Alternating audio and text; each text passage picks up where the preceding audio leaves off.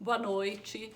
Vamos continuar falando de violência doméstica, abordando hoje o suicídio. Por que que eu estou correlacionando suicídio com violência doméstica?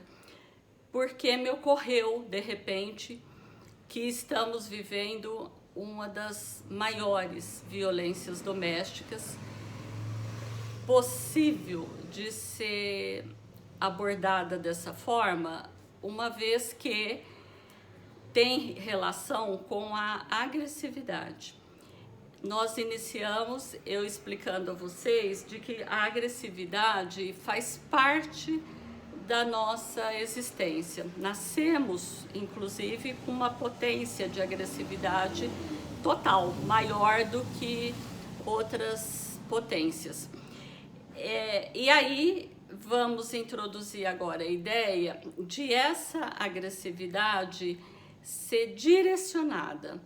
E se ela é direcionada pelo instinto de vida, nós vamos partir para a construção, a criatividade. Vamos enveredar os nossos instintos, os nossos desejos por um caminho que vai sendo possível a construção. Se nós enveredarmos pelo instinto de morte, nós vamos caminhar então para destruição. E isso tem a ver com a pessoa, o indivíduo, e tem a ver com o meio em que vivemos, ou seja, a nossa sociedade.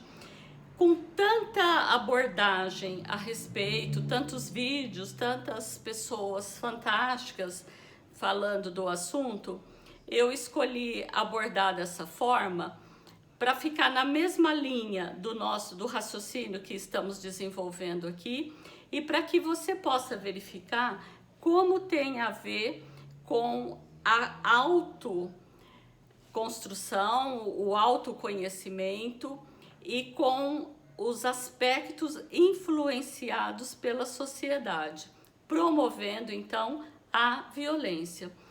E a razão de eu ter inserido nesse contexto ainda da violência doméstica é para trazer só a ideia de doméstico como uma coisa assim muito perto de nós, né? Muito próximo, e de que fazemos parte. E eu gostaria então, se vocês, com a permissão de vocês, de ler um trecho de um dos autores mais especialistas em suicídio no Brasil, quem eu tive o prazer imenso de conhecer e conversar há muitos anos atrás, quando eu trabalhei na fazenda do Padre Haroldo, que é uma fazenda que trata da dependência química. Eu conheci o Roosevelt Cazorla, que é um chileno vindo para o Brasil aos 8 anos de idade e se tornou um psicanalista fantástico. Era da Unicamp, ele foi homenageado, inclusive, há uns 2, 3 anos, como um dos pensadores de mais relevância no Brasil, e esse tema ele foi um dos primeiros a abordar com uma simplicidade e uma coragem fantástica. Esse assunto, o que é suicídio, gente? É a morte de si mesmo, não é? E ela pode ser, a morte de nós próprios pode ser parcial ou total. A parcial, digamos assim, todos nós cometemos na nossa existência, de alguma maneira ou de outra, com os nossos abusos. E quando eu digo nossos abusos, eu não estou falando aqui em grau de doença, estou falando do cotidiano, quando abusamos de comidas, de bebidas, do cigarro. Quem fuma está se suicidando diariamente. e o uso de outras drogas também, naturalmente. As próprias doenças, que não são necessariamente escolhidas pelas pessoas, mas que as pessoas têm, simplesmente. Mas isso tudo é assunto longo e eu gostaria de focar no texto do Cassorla para vocês perceberem como não é um assunto que veio do nada, e muito menos o número de suicídios que a gente tem visto no contemporâneo. As pessoas tendem a achar que ainda é coisa, meu Deus, o que é isso? É falta de Deus, né? É falta de Deus também, mas é repercussão de uma sociedade extremamente adoecida, suicida. E nós temos sim que pensar nisso se quisermos ter coragem de ter o enfrentamento das violências, sejam elas de quais tipos forem. Prestem atenção no que diz esse trecho que eu vou ler para vocês, não tem outra forma. Sociedades suicidas. Antes de seguir adiante, permitam-me uma analogia entre o indivíduo e a sociedade. Trata-se apenas de um exercício, uma vez que abordar a ideia de sociedade é extremamente complexa, e aqui vai então uma abordagem só parcial que ele fez. As sociedades também nascem, crescem, se desenvolvem, evoluem e morrem. Centenas de civilizações mais ou menos desenvolvidas se extinguiram. Aí ele faz uma listinha das sociedades que já se exterminaram. Às vezes, o agente externo é irresistível e as forças internas têm pouca influência, como ocorreu com os índios de nosso continente frente à invasão europeia e agora os nossos índios frente ao descaso de uma política pública que faça com que eles simplesmente mantenham o direito que é naturalmente da população indígena, que é a dona, na verdade, do pedaço, né? Quando se trata de civilizações de tecnologia, o componente autodestrutivo é evidente. E também ele dá os exemplos da sociedade. Entre processos de vida e morte das civilizações, esses processos de vida e morte das civilizações levaram séculos. Mas mesmo com o fator tempo sendo muito curto para uma avaliação, o mesmo poderá ser visto de alguma forma nas nações mais modernas, se bem que é pouco provável, por exemplo, que a decadência do Império Inglês possa ser tomada como decadência de uma civilização. Daí vamos falar aqui, ao nível de uma nação, como por exemplo o Brasil, sujeito a forças externas, o componente autodestrutivo é também muito evidente. Em raríssimos momentos de sua história, da nossa história do Brasil, as pessoas que governaram este país quiseram perceber que o Brasil são os brasileiros. Não querem perceber até hoje. O extermínio de brasileiros e o suicídio parcial do país tem sido uma rotina. Esse suicídio se faz de várias formas, impedindo-se o nascimento de milhões de crianças. Milhões morrem de fome ou são aniquiladas por doenças causadas pela miséria. Das que sobrevivem, outros milhões morrem precocemente, na idade adulta e no auge de suas vidas.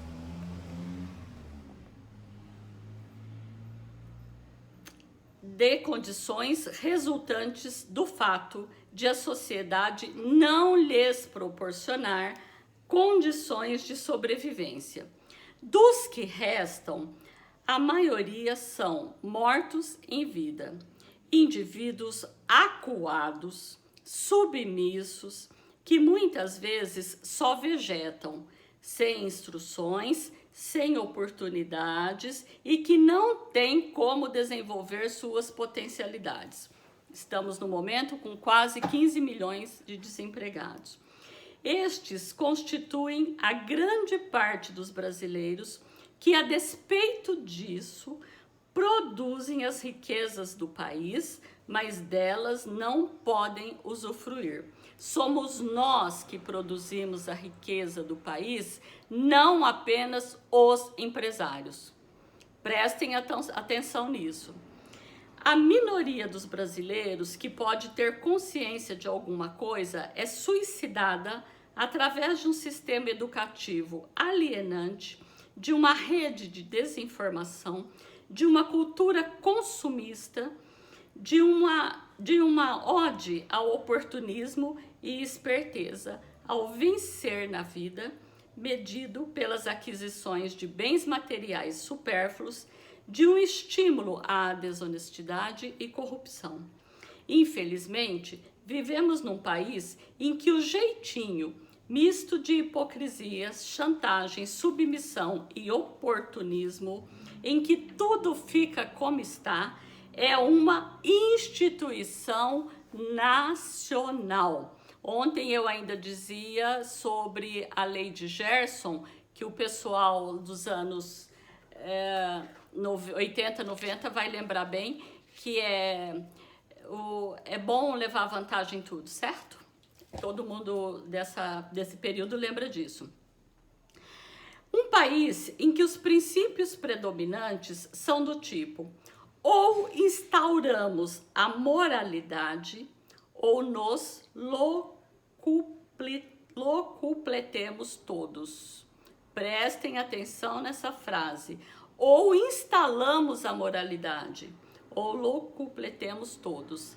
Estamos vivendo uma época em que a falsa ideia de moralidade pregou, colou de tal forma em 58 milhões de brasileiros, pelo menos, que fica quase que impossível para uma grande maioria compreender que essa é uma grande fake news. Não tem nada de uma proposta real de mudança de valores morais, muito ao contrário. E aí vocês vão ver pela continuidade aqui do texto do Raul. Aos amigos, tudo. Aos inimigos, a lei. A lei, ora, a lei. A lei é como virgem, existe para ser violada. Vejam a frase. Em que existe uma lei dos ricos e outra dos pobres. A primeira podendo ser alterada casuisticamente quando convém aos poderosos, e em que os jovens não acreditam em mais ninguém. É um país semi-suicidado. Mas é muito difícil exterminar a vida. E até o indivíduo suicida sabe disso. Ele tem noção de como é difícil matar-se. Existe sempre a vida em potencial e possibilidades de um renascimento, às vezes até das cinzas. E muitas vezes essa vida, quando mais inibida e restringida o foi em seu desenvolvimento, emerge com mais força e vitalidade, se houver amparo, se houver estímulo. Talvez o leitor se pergunte: por que eu estou falando em suicídio de um país e não em assassinato? É porque ele está sendo assassinado por uma parte dele mesmo. Uma parte de uma sociedade mata as potencialidades de outra parte. E é o mesmo que ocorre no indivíduo suicida. Como veremos adiante, o suicida não está querendo necessariamente matar-se, mas matar uma parte de si mesmo. No entanto, isso é impossível e ele, como que no engano, acaba matando-se e morrendo inteiro. Uma parte da sociedade que mata outra parte poderá terminar também por morrer. Um preâmbulo disso já pode ser, prestem atenção, já pode ser a onda de violência urbana em que pessoas sem oportunidade, pela recessão e desemprego, semi-suicidadas, revidam violentando outras pessoas. E temos uma espécie de guerra civil, em que uma parte da nação é atacada pela outra parte. No momento atual, com muito mais intensidade e ainda estimulado pela ideia também errônea de polarização. Eu digo errônea porque, como ele diz aqui, sempre existiu. Então sempre existiu direita, esquerda, preto, branco, rico, pobre, sempre existiu. A forma de lidar com isso é que faz toda a diferença. Tanto no indivíduo como na sociedade, os impulsos destrutivos têm de ser neutralizados ou desviados para que não se tornem autodestrutivos. Lembra aquilo que eu falei, libido de vida e morte? Desviar para ser potencializada as capacidades, ou neutralizada pelo menos, e não deixar que o autodestrutivo se torne maior. Outras vezes, a frustração externa faz com que eles aumentem e se voltem contra a própria pessoa ou a própria sociedade. Assim, se não posso combater o inimigo externo porque ele é mais forte, posso arranjar um inimigo interno. Em termos individuais, posso autoagredir-me. As mutilações dos jovens que tem todo mundo, nossa, por que estão se mutilando tanto? Sempre teve na sociedade, mas atualmente, evidentemente, no número maior, não apenas porque a sociedade tem muito mais habitantes, mas porque nenhum cuidado até agora foi realizado por nenhuma autoridade política. Bom, autoagrido ou em termos grupais, por exemplo. Se não posso combater um grupo inimigo fascista, posso deslocar as energias para combater uma dissidência mais fraca do meu grupo antifascista. E aí está colocada, então, a guerra de ódio que se estabeleceu na internet por pessoas que estão comprando ideias de ideologias e se matando e matando os outros em nome de um propósito que nem na verdade é daquele pessoal que incita tudo isso. Pode ter certeza que não é propósito deles a recuperação da sociedade. Se não posso brigar com meu patrão, posso agredir minha esposa e filhos. Olha o número da violência doméstica também com a raiz nesse quesito aqui. Se não posso agredir ninguém, bato minha cabeça na parede ou me mato. A agressividade, se não neutralizada ou dirigida pelo instinto de vida, será insuportável e se manifestará ou para fora ou para dentro do indivíduo ou da sociedade. Às vezes precisamos de um bode expiatório para colocá-la para fora. Podem ser os judeus, não é? Os comunistas, os americanos, os hereges, os Bolsonaro, os anti-Bolsonaro, os lulistas, os homossexuais, os transexuais, os travestis, os negros, a adolescência, a criança, a mulher, o homem. Podemos gritar, os corintianos, ele diz aqui, os corintianos, os santistas, podemos gritar contra eles, ou se os impulsos forem muito fortes ou bem manipulados por alguém, prestem atenção, bem manipulados por alguém, temos uma sociedade de políticos manipuladores de todos os lados, podemos ter um pogrom, uma fogueira inquisitorial ou um linchamento. Podemos também travar uma guerra. Estamos frente à possibilidade de um suicídio da humanidade. O indivíduo suicida ou se mata. O suicídio da humanidade, vamos pensar também aqui nas questões do meio ambiente, né? O indivíduo se suicida ou se mata, ou geralmente com uma ajuda profissional, se permite pensar e controlar seus impulsos e assim se humaniza. A humanidade também ou pensa e se humaniza ou se exterminará. E aí ele termina colocando uma piadinha dele e tal, que fala de no fim nós termos então a capacidade de rirmos de nós mesmos. E é isso que é importante, porque a partir do momento em que a gente ri da gente próprio, a possibilidade de construção vai ficando muito mais ampla, permitindo então que a libido de vida retome o seu caminho com mais força do que o da autodestruição. Esse livro, veja, tudo que eu li, gente, tudo a ver, ele é de 1984.